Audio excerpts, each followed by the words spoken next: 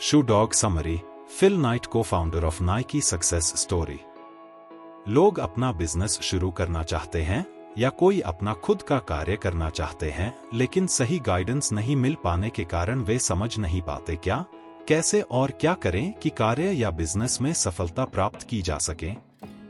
अगर आप भी सफलता की इस यात्रा को जानना चाहते हैं, कैसे अपने बिजनेस को कामयाब करें, यह जानना चाहते हैं, कामयाब बिजनेसमैन की सफलता और संघर्ष की आत्मकथा की महत्वपूर्ण बातों से प्रेरणा लेकर अपने कार्य में सफलता पाना चाहते हैं, तो आपको यह बुक समरी जरूर सुननी चाहिए। लेखक फिल नाइट, जो नाइकी के को-फाउंडर रह चुके हैं, ने अपनी बुक शू डॉग में अपनी आत्मकथा लिखी है। उससे जुड़े कई इंपॉर्टेंट संदर्भ को बताया है। अपने संघर्ष के दौर से गुजरकर किस प्रकार सफलता हासिल की, उसके विभिन्न कॉन्सेप्ट्स को समझाया है।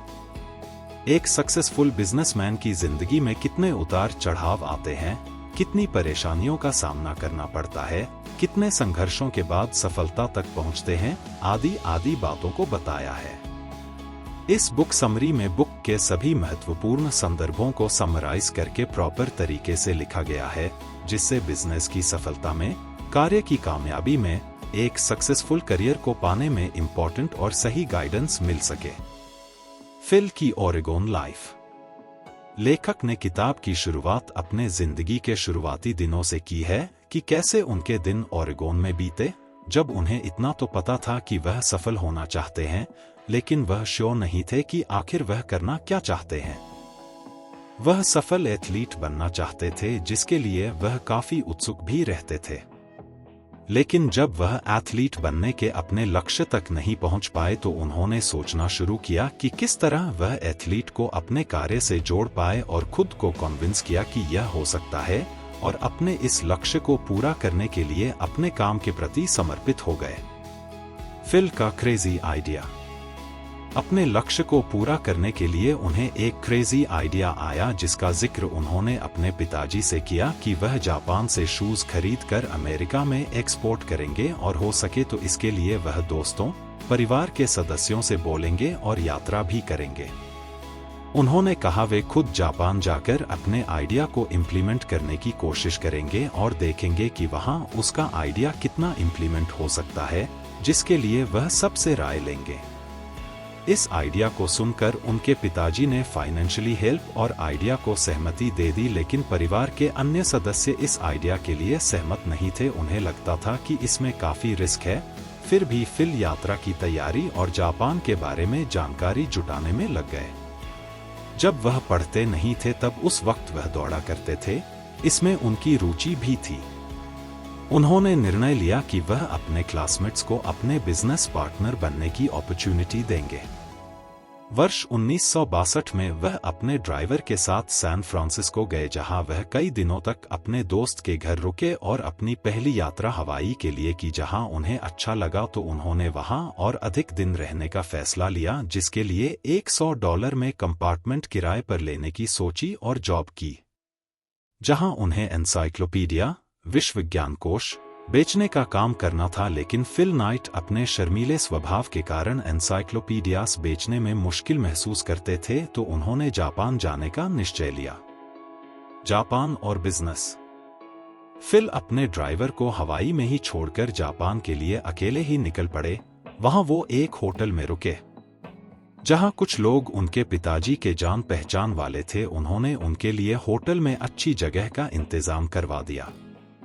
होटल में ही फिल को उनके आइडिया के लिए कुछ नए लोग मिले, जिन्होंने फिल को जापान में बिजनेस कैसे करें ये बताया। फिल ने टोक्यो कंपनी के ओनर से बात की, जिन्होंने अपने इंटरनेशनल बिजनेस के अनुभव फिल से शेयर किए।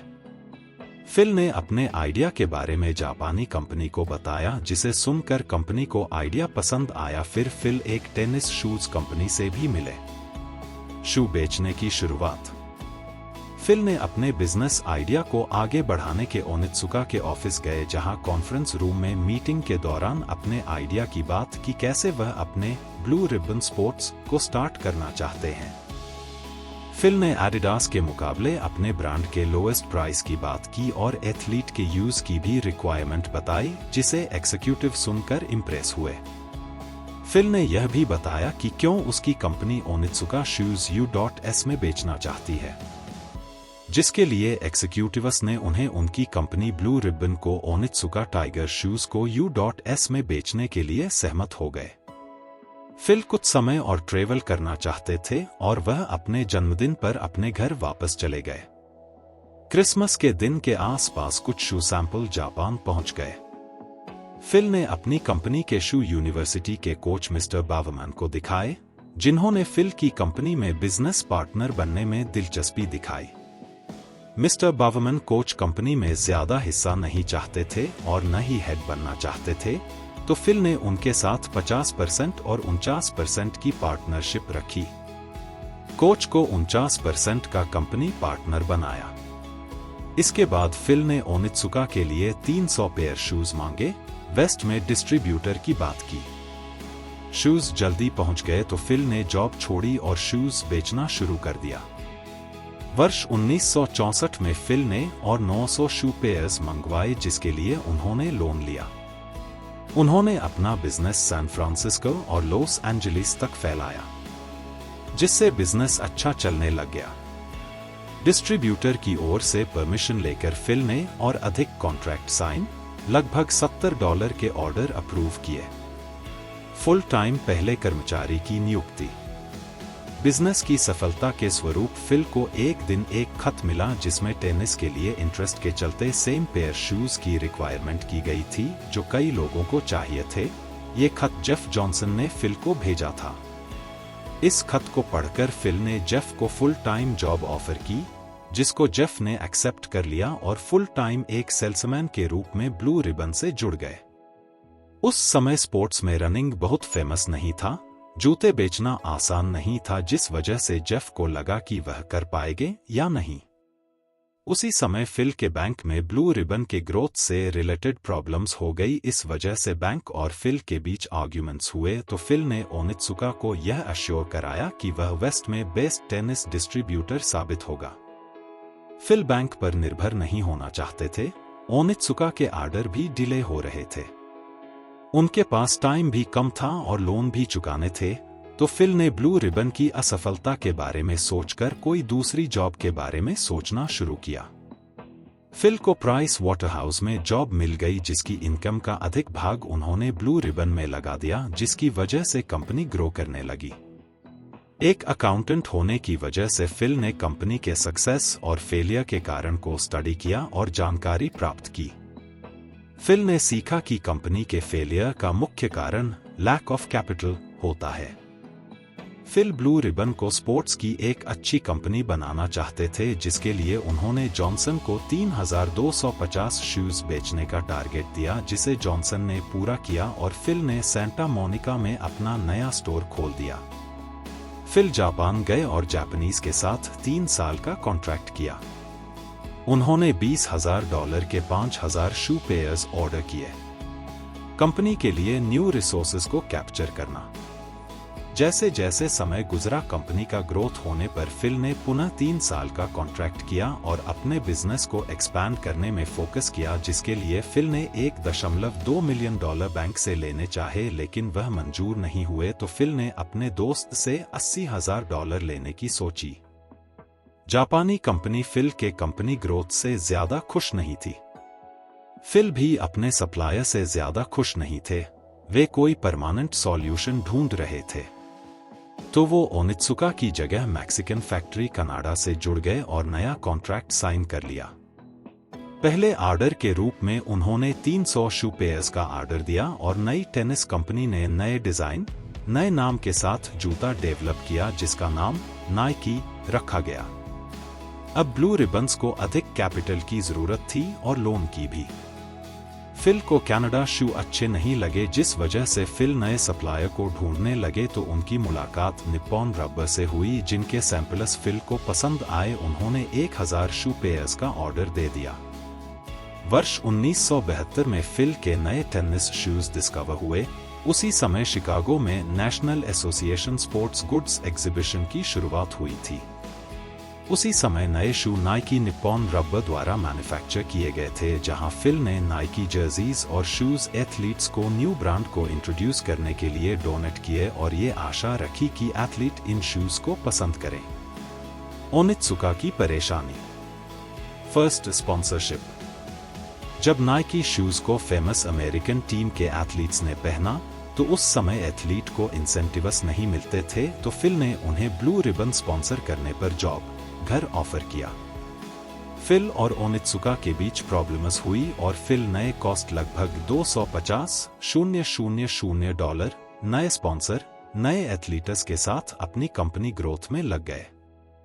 फिल को और अधिक कैपिटल की जरूरत हुई जो बैंक के द्वारा ही पूरी हो सकती थी, लेकिन बैंक द्वारा फिल का अकाउंट चेक करने पर उन्होंने पाया कि फिल का अकाउंट रिस्क में है और अगर जल्दी सॉल्व नहीं किया गया तो जेल भी हो सकती है। दूसरी ओर नाइकी के शू की डिमांड्स बढ़ने लगी। नाइक शूज पहनकर एथलीट्स ने गोल्ड मेडल भी जीते, लेकिन फिर भी कंपनी लॉस से गुजर रही थी। शू न्यू नेम, नई शुरुआत। वर्ष 1976 में फिल ने नए डिजाइन के शूज नाइक के रूप में उपलब्ध कराए। 2 नए इन्वेस्टर्स रखे, एम्प्लॉयर्स को कॉलेज बास्केटबॉल और फुटबॉल टीम में डील स्पॉन्सर करने के लिए भेजा। नाइकी के नए कॉन्ट्रैक्ट हायर किए गए। सरकार से कनेक्शन के कारण नाइकी के लगभग $70 मिलियन सेल्स हुए। शू brand connection. Chinese market.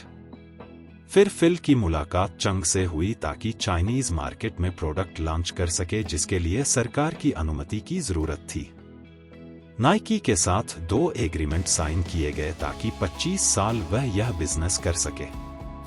Nike 1980 में पब्लिकली इंट्रोड्यूस हुआ, जिसकी पहले दिन की स्टॉक प्राइस $22 मिलियन थी। फिल नाइकी वर्तमान संदर्भ। फिल 40 साल पहले यूएस में लार्जेस्ट बिलियनर साबित हुए। नाइकी की खरीदी आज लगभग $10 बिलियन से अधिक हो चुकी है। नाइकी के कपड़े और जूते पूरी दुनिया में फेमस हैं और जिसके हजारों एथलीट स्पॉन्सर हैं। अपनी बिजनेस जर्नी में नाइकी को अपने बिजनेस के लिए नेगेटिव व्यूज भी मिले, लेकिन फिर भी नाइकी का काम अच्छा रहा। नाइकी की फैक्ट्री सैगोन, वियतनाम में खुली।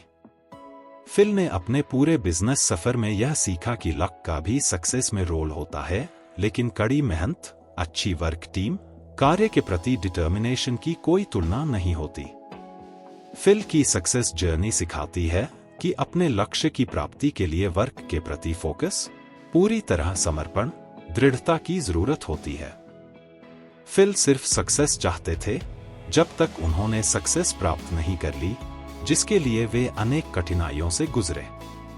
ये बुक उनके लिए एक अच्छी गाइडेंस है जो कुछ बड़ा करने के सपने देखते हैं, उन्हें पूरा करना चाहते हैं।